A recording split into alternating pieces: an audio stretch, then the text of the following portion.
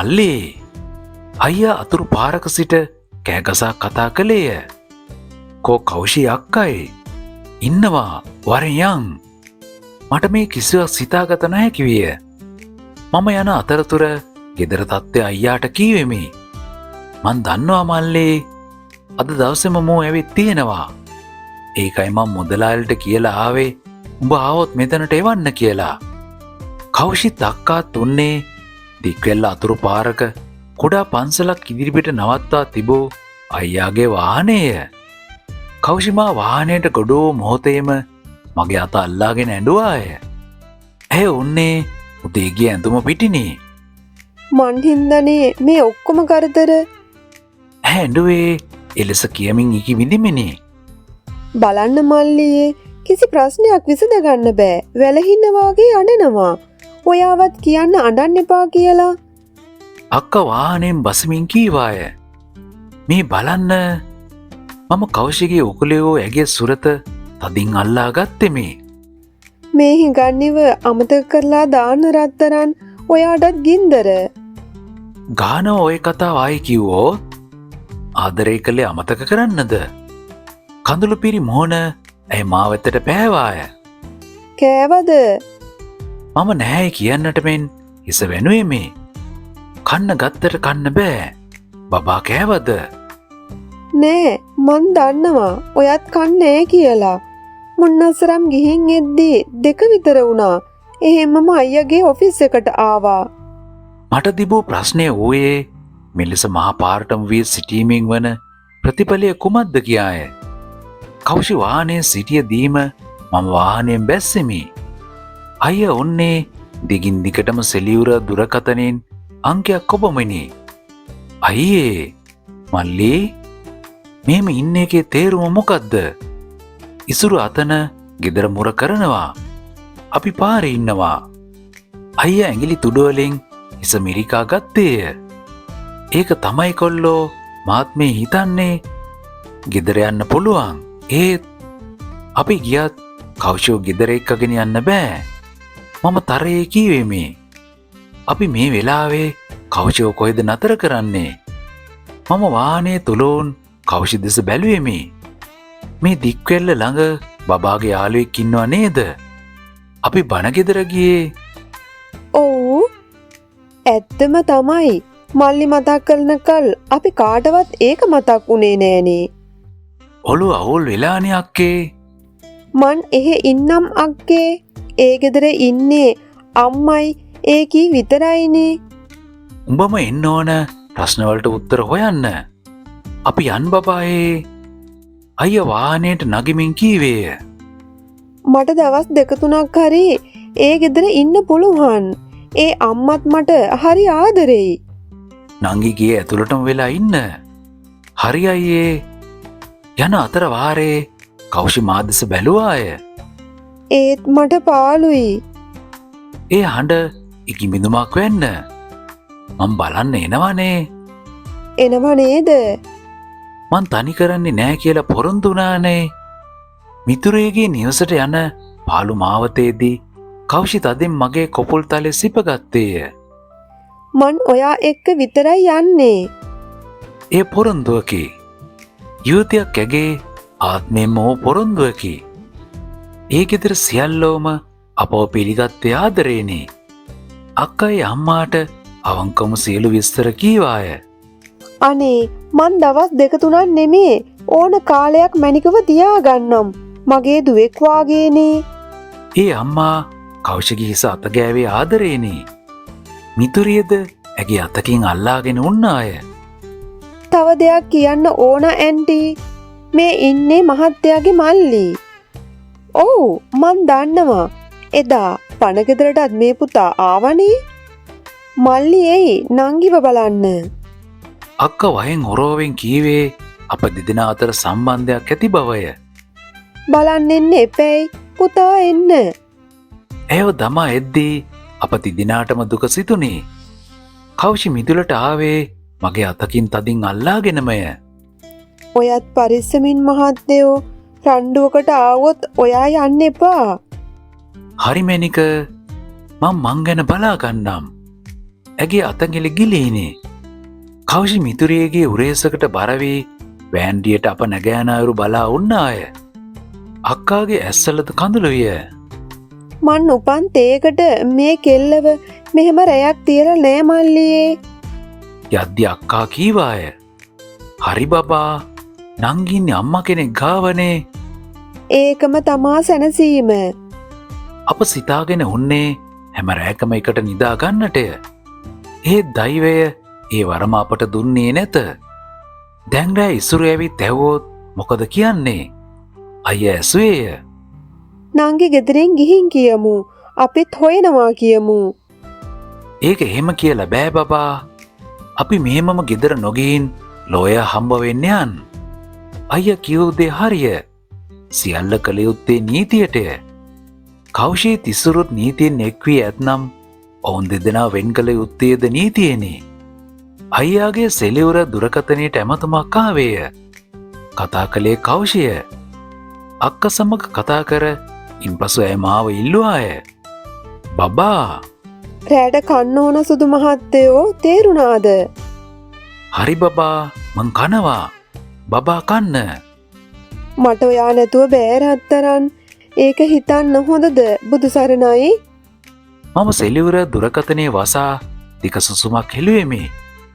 කෞෂිව මිතුරියගේ ගෙදර නවත්තා යළි ගෙදර එද්දී අක්කා ඇඬුවාය. ඇගේ දුක සාධාරණය. අම්මා නැතිවූදා සිට කෞෂිව අම්මා කෙනෙකුමින් හැදුවේ අක්කාය. අද ඇගේ පපුයේ පත්තු වන්නේ සහෝදරයකගේ වේදනාව පමණක්ම නොවේ. අම්ම කෙනෙකුගේ දරු කැක්කුමද අක්කාගේ පපුයේ ඇවිලේ. මගේ කෙල්ල පව් කුසල්. අක්ක හඬමින් කීවාය. මගේ දැසද දෙමී ගියේය. ඇය ගැන දුක නැත්තේ කාටද? කෙල්ලගේ ජීවිතේට මොනවත් වෙන්නේ නෑ බබා. බය වෙන්න එපා. අයියා අක්කාව සැනසුවේය. පව් මල්ලිත් එක්ක සතුටින් අපේ ගෙදර ඉන්න ඒ කෙල්ල හීන දැක්කේ. නුවර එළියේ ඉඳලා ආවේ කොච්චර සතුටින්ද? නංගිට මොනවත් නැති වෙන්නේ නෑනේ බබා. මේක කවදාහරි ඔයාගේ නංගිව අපි දෙන්නටම වඩා හොඳට බලාගනි. අයියා මාදස බලා කීවේය. ඒ ගැන තවත් සාතික ඉදිරිපත් කිරීම අනවශ්‍යය. ඒක විතරයි මටත් තියෙන සැනසීම මල්ලියේ. පිටුපස අසුනට අත දමා අක්කා කතා කළාය. අක්කේ මේ ප්‍රශ්නේ වුණා කියලා ඔයා නංගි ගැන මොනවත් හිතන්නේ නේද? හිතනවා අක්කේ. මොනවද? අක්කා පුදුමෙන් ඇසුවාය. මෙහෙම ප්‍රශ්න වෙන්න එයාට තියෙන ආදරේ වැඩි වෙනවා. එහෙම හිතන්නේ ඔයා හොඳ කොල්ලෙක් නිසා. ඒත් ගොඩක් කොල්ලෝ එහෙම ප්‍රශ්න ගොඩක් පැටලලා ඉන්න කෙල්ලන්ට කැමති නෑ. මම එහෙම හිතන්නේ නෑ අක්කේ. මන් දන්නවා කෞෂි ගැන. මං ගැන නෙමේ. අයියා පල්ලා දිවුරලා කියනවා. කෙල්ලව මං ඇස් දෙක වාගේ බලාගත්ත මල්ලි. ඒකි මලක් වාගේ කෙල්ලෙක්. මගේ ආදරේට කෞෂිගේ චරිත පාරිශුද්ධත්වය අදාළ නැත. අක්කා හිතන්නේ වැරදියට අක්කේ. අක්කගේ නංගි බබෙක් එක්ක තනි වෙලා හිටියත් මං බාර ගන්නවා. නැහැ පැටියෝ කවදා හරි මගේ කෙල්ලගේ බඩේ ලොකු වෙන්නේ ඔයාගේම දරුවෙක් විතරයි. කෙල්ල මැරුණත් ඔයාට දෙන්න තියෙන දේවල් කාටවත් දෙන්නේ නෑ. දැන් ඕවා ගැන කතා කරලා තේරුමක් නෑ බබා. අපි ඉස්සරහට කරන්න තියෙන දෙයක් බලමු. අයියා කීවා හරිය. වඩාත්ම වැදගත් වන්නේ ඉසුරුගේ ප්‍රශ්නයෙන් ගැලවීමය. ඔහු මානුෂික දේවල් ගැන මනුස්සකමින් කතා කරන්නට එන කෙනෙකු නොවේ. කෞෂිව රැගෙන යන්නට චණ්ඩි රැගෙන ආවේ නිසාය. ඒ කෙනෙකුට කරන්නට බැරි තරම් අසික්කිත වැඩකි. ඉසුරු නංගිව බිලගන්න බලන් හිටියේ කෙල්ල ලොකු ළමයෙක් වෙච්ච කාලයේ ඉඳලා. ඒ දවස්වල ඉඳලා තනියට එහෙ මෙහෙ එක්ක යන්න කතා කරන්නේ. මං කෙල්ලට පුංචි කාලේදීම කියලා දීලා තිබ්බේ හැම දෙයක්ම. ඌ අද බලාත්කාරකම් කරන්න එන්නේ නීතියෙන් ඌට තියෙන අයිතිය ප්‍රයෝජනයට අරගෙන. කසාද බැන්ද කියලා නම් ලියා පදිංචි කළා කියලා එහෙම බලෙන් උස්සන් යන්න බෑනේ කුසල්. හරි බබා. ඉස්සෙල්ල ලෝය කෙනෙක්ව හම්බ වෙමුකෝ. බේරගන්න ඕන. ඒකයි නැවැත්වේ. දැන් මොකද ඌ නංගි නෑ කියලා ඔයාව අරගෙන යන්නද? අයියා නීචින්ද මහතාට අතේ ජංගම දුරකථනයෙන් කතා කළේය. ඔහු තාමත් පැමිණ නැත. අපි ගෙදර යන්. හෙට උදෙන්ම යමු. තාම ඉසුරු ඉන්නවද දන්නේ නෑ. ඉතින් හිටියයි කියලා ඌ මොනව කරන්නද? යමු බබා. ඉසුරු උන්නේ නැත. මගේ හිතට සහනයක් දැනුනේ. ඒත් ඌ දැන් නොවනද පෑවී හෝ යලි පැමිණෙනු ඇත. මම වාහනයෙන් බැස ගේට්ටුව ඇරියමේ. කොරිඩෝයේ පුටුවක ඉසුරුගේ මවත් කෞෂිගේ පියාවෝ රොහාන් අංකලුත් කතා කරමින් උන්නෝය. අම්මන්ඩි ඇවිත් ඉන්නේ මුන්ටම ගිය රට. අක්ක බැස්සේ කේන්තියනේ. අයියාත් මමත් ඇය පිටිපස ගියමු. කෝ පොඩිදුව? ඉසුරුගේ මව ඉඳගෙන උන් පුටුවෙන් නැගිටමින් ඇසුවේ ගහගන්නට මෙනේ. මොකටද? අක්කාද කතා කළේ කැත්තට පොල්ලමෙනේ. මට දැනගන්න අයිතියක් තියෙනවා. මං එයාගේ නැන්දම්මා. අයිති නිසා වෙන්න ඇති නේද? පුතා චණ්ඩි වටව කරගෙන නංගිව උස්සන්න එන්නේ. දැන් නැන්දත්තාවේ ඒක කරන්නද? නංගිට මොනවා හරි වුණොත් මන් නුඹලා ඔක්කොමල්ලව මරාගෙන මැරෙනවා. මන් නරක ගැන කියන්න එපා. තාත්තේ මන් මේ තාත්තටත් එක කියන්නේ. අක්ක කතා කළේ වෙවුලමිනි. ලොකුදුව ඉවසීමින් වැඩ කරන්න. කෝදැම් පොඩිදුව. රොහාන් අංකල් හදන්නේ සියල්ල කර ඔළුව බේරාගෙන කිසිවක් නොදන්නා ගානට ශේපන්නටය. ඕවෙනි තාත්තලා පොල්පිති වලින්ද කපාගත හැක. නංගි ගෙදරින් ගිහිල්ලා. අක්ක බිඳුනාඩෙන් කීවාය. ඉසුරුගේ මව ඇගේ විශාල තොල් හපාගෙන ඉන්නට අත් දෙක තබා ගත්තාය. ගිහිල්ලා? ඔව් ගිහිල්ලා. ඔයාගේ පුතා පිස්සු බල්ලවාගේ මගේ කෙල්ලව කන්න එනකොට පපුවක් තියෙන කෙල්ලෙක් ඉඳීද? රස්යාදුකාර අවලමුකට ඇස් දෙකක් වාගේ හදාගත්ත කෙල්ලව දුන්නට අම්මා වලේ ඉඳලා තාත්තට හෙන ඉල්ලනවා ඇති. ෂි. ඔය කියන්නේ බොරු මල්ලි. පොඩිදුව ගෙදරින් ගිහිල්ලා නෑ. අක්ක ඉදිරියට පැන්නාය. නැත්තම් මොකද්ද බලා කියන්නේ? මගේ කෙල්ලට මොනවා හරි වෙලා තිබ්බොත් උඹලා ඔක්කොමල්ලම මන් උසාවි ගෙන්නනවා. අන්න ඒක දැනගනින්. ඉස්සල්ලාම ගෙන්නන්නේ තමුසේගේ පුතාව. පාරේ ඉන්න දඩාවතේ යන බල්ලොත් තමුසගේ පුතාට වඩා හොඳයි. මේකත් හොඳට අහගන්න. මන් අද රෑත් බලනවා. නංගි ගෙදර නාවොත් හෙට උදේම පොලිසි ගිහින් ඇන්ඩියක් දානවා. මන් කියන්නේ මගේ නංගිට මේ මිනිහා කරදර කළා කියලා. තේරුණාද? පොඩි දුවව උඹලා හංගලා මිනිහයි උගේ සංවරේ ගෙදර දාගෙන මන් දන්නේ නෑ කියලාද කරන නාඩගම්? නැන්දේ මගේ අකා උස්සන්න එපා. මන් දවසකුත් කිව්වා මගේ මිනිහා ගැන කියවගෙන එන්න එපා කියලා. උඹලා මගේ කොල්ලටයි කෙල්ලටයි නිදහසේ ඉන්න දෙන්නේ නෑ. හරි ආස ඇති මල් කුමාරයාට මගේ කෙල්ලව දෙන්න. නැන්දගේ පුතා හැසිරෙන්නේ මාසයක් බඩගින්නේ හිටපු බල්ලෙක් වාගේ. ඌට ඕනේ මගේ කෙල්ලව හූරගෙන කන්න. මේ ගෑණි ඉන්නකල් ඒක කරන්න දෙන්නේ. හොඳට මතක තියාගන්න. ඇයි උඹලා දික්කසාද කරන්නද? ඉසුරුගේ මව යන්නට පඩියට බැස ඇසුවාය. ඇයි බෑ කියලා හිතුවද? බලමු. ඇයි මිදුලට බැස්සේ එලෙස තර්ජනය කරමියේ. හරි අපිත් බලමු. ඉසුරුගේ මව ගිය පසු අක්කා කෙලින්මගේ රොහාන් අංකල් අසලටය. මේ ඔක්කොන්ටම තාත්තා වග කියන්න ඕන. තමන්ගේ දුව නේද? ඇයි තාත්තට මගේ කෙල්ල ගැන ආදරයක් නැත්තේ? මතක් කරගන්න ඒ කෙල්ල ජංගි කොටයක් ඇඳගෙන මේ මිදුලේ දුවපු හැටි. ඔයාට දුකක් නැද්ද? ඒ කෙල්ල අහා පැටියෙක්ව විසි කරනවා වාගේ විසි කරන්න දාන්න. ඒ අහිංසක කෙල්ල කොහොමද මුන් එක්ක ගිහින් ජීවත් වෙන්නේ? ලොකුදුව එයාලා කසාද බැඳලා ඉවරයි. මං ඒ කසාදේ කටු ගානවා. ඒ බල්ලට මගේ කෙල්ලව මන් දෙන්නේ නෑ. දෙන්නෙම නෑ. පවනි අක්කා කීවේ වෙවුලමිනි. කොතරම් වෙවුලුවාද කියොත් ඇගේ දෑසින් කඳුළුද කඩා වැටිනේ. දැන් පොඩි දුවකෝ කුසල් පුතාවත් කියන්න. නංගි ගෙදරින් ගිහින් අපිත් නංගියෝ බලන්න තමයි ගියේ. දන්න කියන කිසි දැනක නෑ. ඔය ඇත්තමද?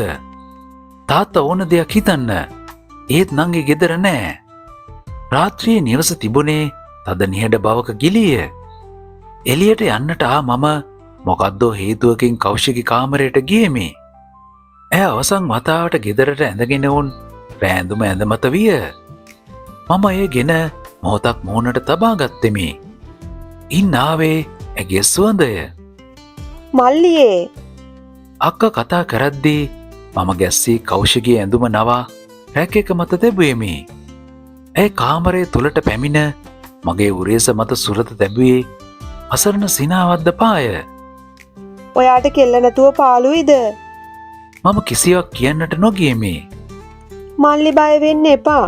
මෙයාලාට ඔය දෙන්නගේ ආදරයට මොනවත් කරන්න බෑ. කෑවද දන්නේ. අද දවසටම මගේ කුසටද යමක් වැටී නැත. පව් කෙල්ල බඩිකින් නැති දවල්ට කාලත් නෑ. මං එහෙට කෝල් එකක් දාලා බලන්නද? කතා කරලා කන්න කියන්න. කෑවෙ නැත්තම් ඔයත් කන්නේ කියන්න. එතකොට කෙල්ල කනවා. මම දුරකථනය අසලට ගොස් කෞෂි නැවති වුන් ගෙදර අංකය එබුවෙමි. දුරකථනය ගත්තේ ඇගේ මිතුරයයි.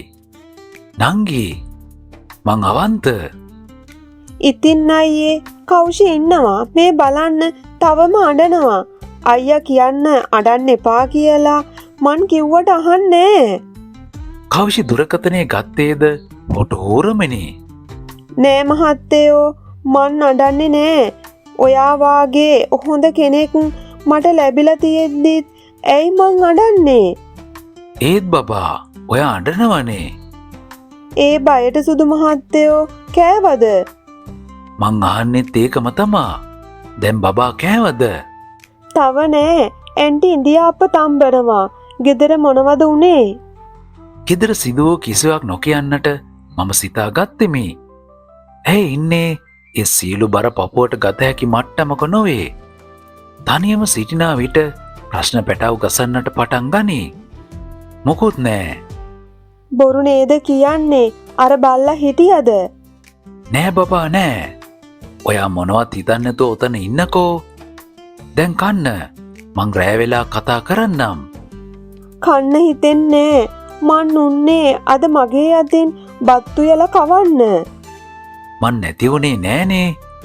ගෙදර ආවම උයලා කවන්න ඕන. දැන් කනව නේද? නොකෑවොත් මාත් කන්නේ.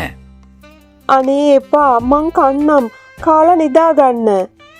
මං අද බබාගේ ඇඳේ නිදාගන්නද? මගේ අනේ ඒ ඇයි? හාදු තියන්න. මගේ ඇඳ විතරක් නෙමේ මහත්තයෝ. මගේ කියන ඔක්කොම ගන්න. ඒවා ඔයාට නැතුව වෙන කාටද? කන්නට ඉඳ ගත්තද අපි තුන්දෙනා මතගෑවා පමණි. මේ වැඩ නිසා මල්ලි කරන්න හිතන් හිටපු වැඩ නවත්තන්න එපා. එහෙම නෑ අක්කේ. මං උඹට වෑන් එකක් හිට බලන්නම්. මගේ යාළුවෙක්ගේ කාසේල් එකක් තියෙනවා. උඹ වැඩේ පටන් ගනින්. කන්න බැරිනම් තියන්න රත්තරන් මං නෙස්ටමෝල් එකක් හදන්නම්. මං අත සෝදාගෙන මිදුලට බැස්සෙමි. ඊ ආපු හිටවපු රෝස පැලවලට වතුර නොදමූ බව සිහිවූයේ දැන්ය. මං බටය ගෙන කෞෂි සිටූ හැම පැලයකටම වතුර දැම්මෙමි. අප සිටූ මේ රෝස පැල අපේ ආදරේ මෙන්ම අහිංසකය. ජීවිතයේ කරදරවල රස්නයෙන් මේ පැලවෙන්නට ආදරය කරවී නොයා යුතුය. ඉතින් යාළුවනේ මේ වගේ ලස්සන කතා ගේන මට කරන උදව්වක් ඔසේ ලයික් එකක් ෂෙයා පාරක් දාගෙන යන්න. ඔයාලගේ අදහස් කියලා කමෙන්ට් එකකුත් පහලින් දාන්න. අන්තිම වෙනකම් බලපු ඔයාලා හැමෝටම ස්තුතියි.